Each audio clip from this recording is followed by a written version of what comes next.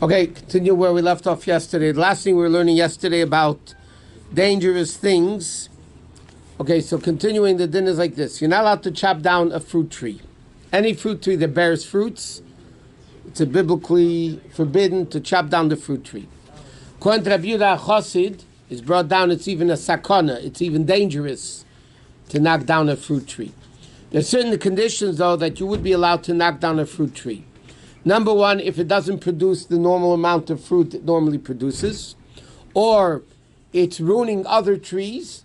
Sometimes one tree could be ruining another tree, so then, and the other tree is more valuable than this tree, so you'd be allowed to chop it down. Or it's blocking your light, or you need a place to build. Let's say it's in your backyard, you want to build a pool or whatever, you want to build something. So in those cases, you would be allowed to knock down and chop down the fruit tree. Some poskim hold that even then, when you're allowed to, it's sakana, but the Rebbe clearly says in Shulchan Aruch that anytime Halacha says you're allowed to chop down the fruit tree, there's no question of sakana either, you're allowed to do it. What some people like to do, they sell, obviously the Jew himself is not going to be knocking down the tree, chopping down the tree, so you're going to have probably a guy doing it. So they'll sell the tree to the guy for $1, so now the guy owns the tree, okay? Now, it's interesting. Land, we learned you can acquire with money. Tangible items, cash, money doesn't actually buy it. You have to pick it up or make a kinyan. But for land, including a tree, so it belongs, you can sell it even with money. You can buy it or acquire it with money. So a guy gives you $1, he buys the tree, so then the guy is knocking down his own tree. He's not even knocking down your tree. But according to the Alter Rebbe, you don't have to do that. Anytime you're allowed to knock down the tree, so then you're allowed to do it. Also, another thing that Kitzur brings down, that years ago, people, when they had a stomach ache, what they would do is they would take a container with boiling hot water and they would put it on the stomach that the heat should, but he says in Shulchan Aruch you're not allowed to do that because the hot water might spill on you and then you get scalded, you'll get burnt. It's actually a sakana. Another din of sakana is you're not allowed to stand in a river with a big current up to your loins. In other words, if you're up to your loins and we're afraid you're going to be knocked over, and God forbid, in the river current, it's actually a sakana. Okay, last thing over here is like this. You're not allowed to mention... What? So today, where you can, the plastic containers, you pour the hot water in and you close the cap. Yeah, those things, because they're safe. It's not a pot. Years ago, it was actually, like he says, he used to... Keli sheyesh by mayim chaim. It's actually a vessel like this with boiling hot water. It could tip over. But those things that have the close up and the safety latches, all that, then obviously it's not dangerous. Again, this is not Kabbalah. It's anything which is dangerous. You're not allowed to do because Torah says shmartum lemeid lenafshisechem. You're not allowed to do dangerous things. You're not allowed to say something negative about. Punishment on a Jew, that a dog should eat you up or an elephant should rip you apart or something like that, or you shouldn't say even a cat or a dog should take you. You have to be very careful. Sometimes people used to talk to kids, if you do this, the dogs will come and eat you up. You have to just be careful in the language, because language is very powerful. Like we learn by Lashon Hara, you speak something, it reveals it's a revelation. Speech is a revelation. It's not good. But in Persian language or custom, every day it's very normal that you say, I want to sacrifice myself to you. No, they say, they don't mean it. You mean they say it? No, I want to go. So it's right? No. In Mamisha means, I want to die for, or I'm so. Is that allowed? Or it's something, according to the Torah, it's foolish. You're not supposed to die, you're supposed to live. It's a term of endearment. So be sacrificed instead of, for it's you. Mostly on the Muslims, Jews don't say that. Yeah, you do that. First of all, it's not something that should be said, I'm going to die for you. You're supposed to live for somebody, not die for somebody. You're not supposed to die for Hashem. They ask a famous question. The famous question, one second. The famous question that was asked, Yitzchak, when Avram brought him up for the Akedah, he wasn't a little boy. He was 37 years old. Yeah? Okay, he wasn't a baby. So, if anything, it should be called the test of Yitzchak, not the test of Avram, Why is it called Avram's test? If it would be a little boy doesn't know what's going on, okay, Avram's being tested. This is a 37-year-old man, Yitzchak Avinu. You can imagine how smart and great he was. Why is it called Avram's test, not Yitzchak's test? So there's a beautiful answer. The Welt says, so they say, like they say in Yiddish. It's easier to die for Yiddishkeit than to live for Yiddishkeit. Yitzchak was ready to give up his life. He'd be die and finish. He's done. Avram Avinu has to live with it for the rest of his life that he brought up his son, what he thought he was going to bring up his son as a carbon to Hashem. So Avram Avinu, the test was, it's harder to live like a Jew than die like a Jew. You don't say to somebody, I'll die for you. You say, I'll live for you. Chassidus explains also, Mesidus Nefesh, when you say you sacrifice, give up your life for Hashem, it's called Mesidus Nefesh. Nefesh, in Hebrew, doesn't only mean soul. Nefesh means will, my desire. A nafshi ba'amazeh, vatikse nefesh ha'amadarach. The psukim that nefesh means will. Mesidus nefesh doesn't mean you have to kill yourself for Hashem. Mesidus nefesh means, and what is self-sacrifice? When I give up what I want to do for what Hashem wants to do. What Hashem wants me to do. So you don't have to give up, you don't die as a Jew, you live as a Jew. Is it asur to say? It's not also to say, but it's like what's the purpose of saying it? Okay, next siman in Kitzur, very important mitzvah. It's called tzedakah. I don't know if any of you have ever heard of that. Tzedakah. They tell you there was once a guy collecting money for tzedakah, for poor people. So they asked him, were you successful? He said 50%. He said, what do you mean 50%? He said, the poor are willing to take, the rich are not willing to give. So he's 50% successful. Then you have the story, the rabbi gets up in shul and says, there's people, I have good news and bad news. They were building a new shul, like we are. They're building a new shul, and he says, I have good news and bad news. The good news is, we have enough money to build the shul. The bad news is, the money's in your pocket.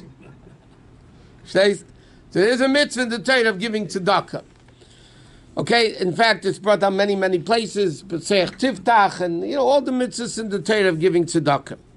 Now, whoever sees a poor person and turns away and makes it as if they didn't see, transgresses a negative commandment, because the Torah says, Leisami says, Levavcha. Right now we're talking about Jews. The halacha of tzedakah, by the way, is, the halacha in Gemara, Shulchan Aruch is, Mefarnes and Aniyai Akum, Im Ani Yisrael Mipnei Darkei Sholem. The din is you support Goyim together with Jews because you have to live amongst them, you do live amongst them, and you have to be peaceful with them. There's a lot of dinim that were instituted, by the way, because of living amongst the Goyim. It's a very interesting medical issue, by the way, while going off topic anyway. It's a very interesting tshuva in the Darkei Chaim from the Tzanzer. And he brings on in the tshuva, it's like this. Normally when you desiccate, it's important for doctors. But, sorry, nobody's a doctor. Yeah, here. You have it. Oh, okay, sorry, so you're a doctor. Doctor. When you desiccate, he sells drugs. Doesn't cure people, he sells. No, that pharmacist sells drugs. He's a doctor. I got it. I'm not knocking anybody. Yeah. It's true. Okay, what does Gemara say? So saying halacha, you're not allowed to desecrate Shabbos for a goy. And so you can only desecrate Shabbos to save a life of a Jew. You're not allowed to desecrate Shabbos to save a life of a goy. But in the time of the Tzanzer, it was a little bit after the Alter Rebbe, there was a Vad Arba Rotzes, he brings down in the Tshuva, there was a Vad, a committee of 4 countries.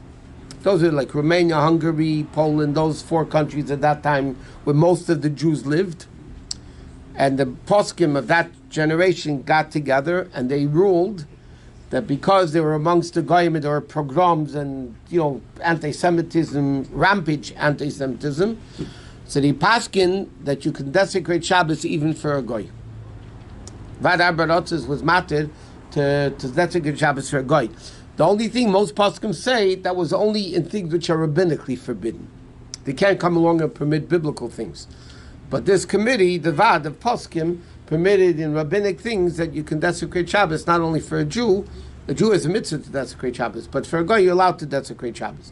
So there's certain dinim like that the Torah says because you live amongst the goyim, you have to be civil, you have to be nice, you have to get along, so then you're allowed to do certain things. One of the things is giving tzedakah. And what? Are you allowed to invite a boy to Shabbos dinner? Or Shabbos? What does that have to do with the price of eggs in China or price of moose in China? But you want to bring, like to be nice to them or whatever. You're allowed to invite a guy to your house on Shabbos, not on Yom Tov.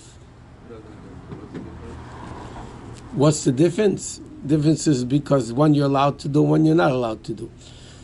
When the Torah permits you to cook on Yom Tov, the Torah says, you're allowed to cook for you.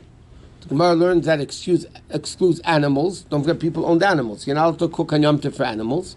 And lochem means only Jews. For you, Jews, you're allowed to cook. So you're not allowed to cook for a guy on Yom Tov. Okay? By inviting a guy to your house Yom Tov, you're basically going to cook more for them. It says in Shulchan Aruch, even if all the food is already cooked, it still doesn't matter. They didn't differentiate in the decree, in the Gzeira, and therefore the Chacham ruled, based on the Torah, that you're not allowed to invite a guy. If a guy shows up, you can feed him. Okay? Now, Shabbos, you can't cook anyway. So there's no fear that you might cook for the guy extra, because Shabbos you're not allowed to cook anyway. So Shabbos you're allowed to invite a guy. In fact, people always talk about the Seder, I can invite a guy to the Seder. If it's Friday night, you can invite a guy to the Seder. If it's during the week, you can't because of Yom Tov. It's nothing to do with, it has to do with cooking on Yom Tov. Okay, anyway, that's off the... What? Why would you want to invite a guy? I can give you 3,000 reasons. Your family's intermarried with a guy, you're this and that. You know what's going on? Okay, next. Tzedakah is... What? What if you're expecting them? Or expecting him? The guy. And? You're allowed to cook for him. You're not allowed to cook for him. But if it's like on Friday and you call him and you say... on Shabbos or Yom Tov? What are you asking? if you're expecting him. Yeah, then Shabbos you can have him, but not Yom Tov. I mean, if he's coming, he comes, but you don't have to throw him out. But you can't invite him. Therefore, what people do, they have mixed couples, and they say, can we come to you for the Seder? Or for Yom Tov meal. So halacha, what do? You say to them, we would love to have you. You mean you, the Jew. They think you means plural, but divinely you didn't invite them. You're only inviting the Jew, and that's... Okay, anyway, let's not get into that. What? You can show him to give tzedakah to a goy, but isn't it if the Jew and a goy next to each other and you give the Jew and not give the goy, then you should give the goy? No, that's not what it says. No. People know that you give tzedakah to not a Jew. You have to give tzedakah to a non-Jew. Why are you so racist? If they're not next to each other. Okay, tzedakah is a sign of Avram Avinu, like it says, Asher Yitzav Lasi tzedakah. It says the throne of the Yidden is only standing with the tzedakah. Tzedakah is greater than all the karbanos put together. The Yidden are only redeemed with tzedakah. I'm just reading from Kitzur here. Nobody ever gets poor from tzedakah. Nothing bad happens to a Jew because of giving tzedakah. No damages come. And whoever has pity on another person, Hashem has pity on you. And whoever doesn't give tzedakah and they're mean and cheap, so Hashem is not interested in you too much either. Okay, so a person should think like this. And this we mentioned many times. When we come to daven to Hashem, we learned this many, many times. You come to daven to Hashem, we're asking Hashem for tzedakah. You could say in Slichas, L'cha Hashem at tzedakah. Because a person, the Gemara says, Abir Leva Berchekim et tzedakah, there's a pasuk Abir Lev, and the Gemara says it refers to tzaddikim that are far from tzedakah. Meaning as follows, in simple language, I work for you, I did my job, I come to get a check, I'm not asking for tzedakah. I'm asking to get paid for what I did. If I didn't do the job and I come to you and say, give me money, okay, then I'm asking tzedakah. If you deserve it, it's not tzedakah. What is tzedakah? I don't owe you anything, you don't deserve anything necessarily, and I'm giving you tzedakah anyway. So, in our relationship with Hashem, Hashem gave us all the mitzvahs to keep, or we're not doing it as well as we should be. Yeah? So we can't come to Hashem and say, okay, God, I did mitzvahs, you have to give me health, wealth, happiness, all good things. It doesn't work like that. Tzaddikim can come to Hashem and say, listen, I'm doing what you want me to do. You have to give parnasa. But we are coming to Hashem basically asking tzedakah. Right? If we're asking tzedakah from Hashem, that even though we don't necessarily deserve it, we're asking Hashem, please give me tzedakah. So Hashem looks down from heaven. He says, what, you asking me for tzedakah? Okay. If I see you give tzedakah, then I'll give you tzedakah. If you don't give tzedakah, why in the world should I give you tzedakah? So that's what halacha says. So when a person has to make a calculation and a reckoning and a cheshbon, we're asking Hashem for tzedakah, then we should give a tzedakah. Therefore, the Gemara says, the famous Gemara in Bava Basra, that Belazar Yoav Pruta La'ani V'Adan Matzla. Before Rabbi Belazar, the Gemara said before he davened, he gave a pruta, he gave money to a poor person, and then he davened. He quotes the pasuk, Ani b'tzedek echse panecha. I'll see your face with tzedakah. But the reason of it is, he gives tzedakah, then he can come to Hashem and ask for tzedakah. Okay.